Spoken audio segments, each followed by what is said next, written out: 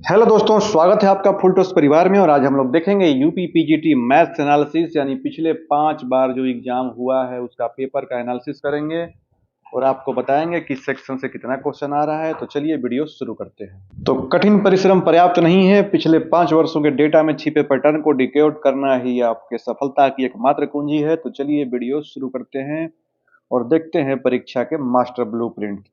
तो आप देख रहे होंगे स्क्रीन पे, जिसमें बीज गणित यानी अलजेब्रा और अव्यूह यानी मैट्रिक्स से 25% अकेले कवर करता है। तो ये आपको खासकर इस टॉपिक को अच्छे से करके जाना है। और कैलकुलस और एनालिसिस ये 35% है। मतलब सबसे इम्पोर्टेंट देखा जाए तो कैलकुलस और एनालिसिस आपको अच्छे से पढ़ना है, क्योंकि हमने पिछले 5 साल का एनालिसिस किया है। आप भी ये देखेंगे पीवाई की उठा के, तो सबसे ज़्यादा क्वेश्चन आपको इसी सेक्शन से मिलेंगे। उसके बाद ज्योमेट्री और वेक्टर से देखेंगे तो 20% क्वेश्चन देखने को मिलेंगे, और मैकेनिक्स और अदर से आपको 20% देखने को मिल सकते हैं। ठीक है, आप पी वाई क्यू का खुद ही देख सकते हैं पिछले 5 सालों का एनालिसिस। अब चलिए हम लोग आगे बढ़ते हैं। तो सबसे निर्णायक जो खंड है वो 35%, वह क्या है, यहाँ पे कलन है, अगर हिंदी में इसको आप कैलकुलस समझ लीजिए। तो 35% कैलकुलस और विश्लेषण देखना है। परीक्षा की 1/3 से अधिक हिस्सा इसी पर निर्भर करता है। तो मतलब कि आपको बेस यही बना के चलना है। कैलकुलस को अच्छे से 2 से 3 बार अच्छे से पढ़ के जाइए। उसके बाद स्कोरिंग सब्जेक्ट जो है 25% एक्यूरेसी वाला, वह है बीज गणित यानी अलजेब्रा और अव्यूह यानी मैट्रिक्स।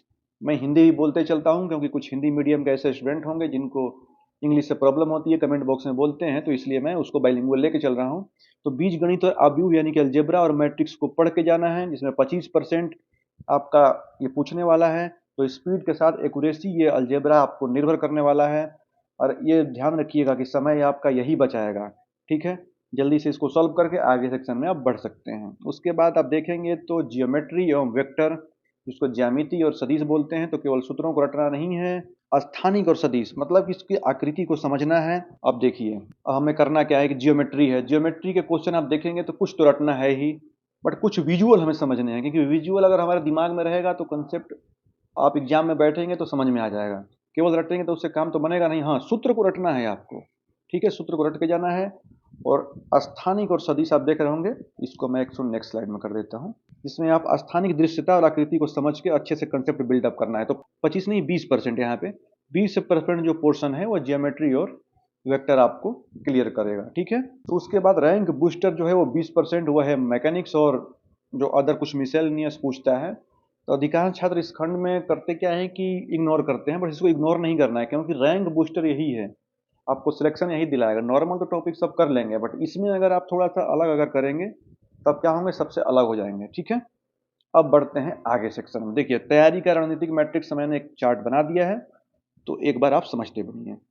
देखिए, इसमें कैलकुलस और इसका विश्लेषण देख रहे होंगे, ये 35% है, यानी कि 40% समय आपको इसमें देना है एग्जाम में, और डिटेल एनालिसिस और प्रैक्टिस इसमें करनी है। उसके बाद आपको अलजेब्रा और मैट्रिक देख रही हैं 25%, यानी कि 20% इसमें समय देना है।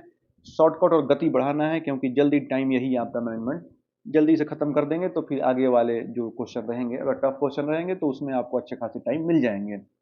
अब जियोमेट्री और सदिश में देखेंगे तो 20% इससे आएगा, यानी कि 20% समय इसको भी रख लीजिए। तो ये विजुअल के साथ डायग्राम के साथ आपको समझना है।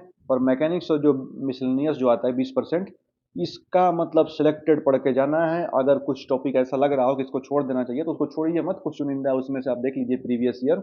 आप बोलेंगे तो मैं इसको भी प्रोवाइड करा दूंगा, उसको देख के आप चले जाइए, उससे आपका काम बन जाएगा। ठीक है, तो अंतिम रणनीति, पहले 35% पर विजय प्राप्त करें, फिर बाकी पर राज करें। ठीक है, और मॉक टेस्ट लगातार देते रहिए। मॉक टेस्ट से होगा क्या कि किस सेक्शन में हमारी कमजोरी है उससे पता चलेगी, और उसके हिसाब से हमें आगे तैयारी करनी है। ठीक है, तो बाकी अगर वीडियो अच्छा लगा हो तो एक लाइक जरूर करिएगा। बाकी मिलते हैं नेक्स्ट वीडियो में। धन्यवाद।